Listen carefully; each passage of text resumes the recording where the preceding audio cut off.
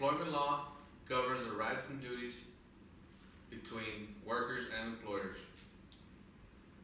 Those laws are also referred as labor laws, which are designed to protect workers from working safe and make sure they're treated fairly. Although there are laws that protect the company interests as well. Today we're going to talk about labor laws, the rights that we have, and the responsibilities. Some examples are the right to know, the right to participate, and the right to say our opinions.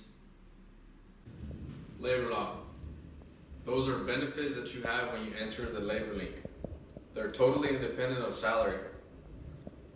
If you work for a person or a company directly, you will have a set schedule and will have 1 hour of entry and 1 hour of departure. Next, we're going to talk about some benefits and rights. Workers' rights.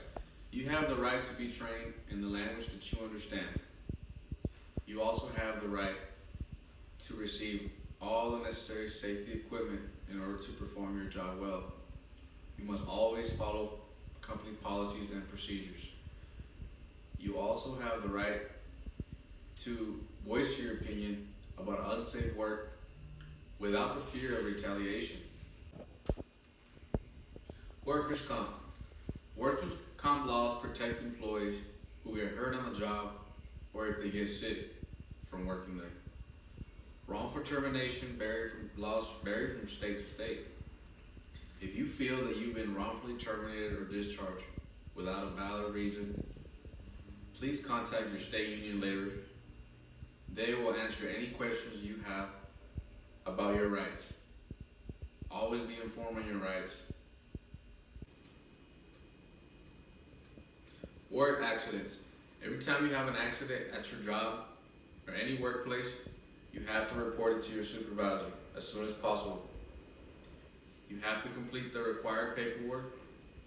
You may be required to get medical treatment. Also, if you get injured on the job, the company is required to pay for your medical treatments that are reasonable and necessary. Unemployment benefits. Workers face high unemployment rates. People are in need of income to provide for their families and buy food. But there are some safety nets, like unemployment insurance, which is for workers who lost their job without cause and meet certain requirements. Vacation. You are given vacation in a company after working some time. That is typically a year. After you meet your year, you get about 5 days worth of vacation. In some companies, you get sick time and paid time off. Maternity leave. In the U.S., you are protected under the Family and Medical Act of 1993. That is to get maternity leave or family leave when you give birth to a child or adopting. You get 12 weeks of unpaid time off per year. Family and Medical Leave Act.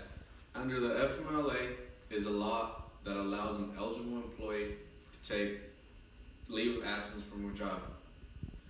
The leave of absence is typically 12 weeks in a 12-month period. If an employee has to leave and is not protected under the Family and Medical Act, then the leave is considered non-FMLA.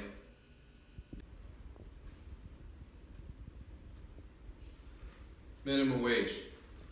The minimum wage in the U.S. is $7.25 an hour, according to the Fair Labor Act. Also, other states have minimum wage laws. Some are higher than others, so you might get paid more in other states. The Fair Labor Standards Act does not require to pay for time not worked, such as vacation or holidays. Normally that is an agreement that you and the company have to have whether they pay you holiday pay, time and a half, etc. I have talked about labor laws, the rights, and the responsibilities that we have as employees.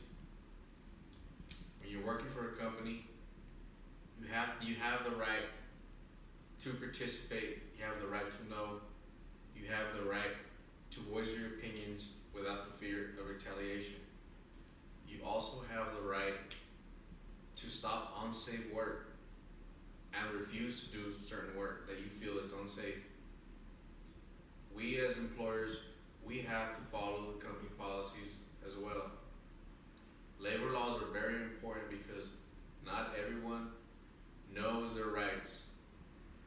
It is important to understand and know your rights. Some companies do not follow the company's rules and regulations. Always be aware of your surroundings. Work safe, work efficient, and do the best you can. Thank you everybody for your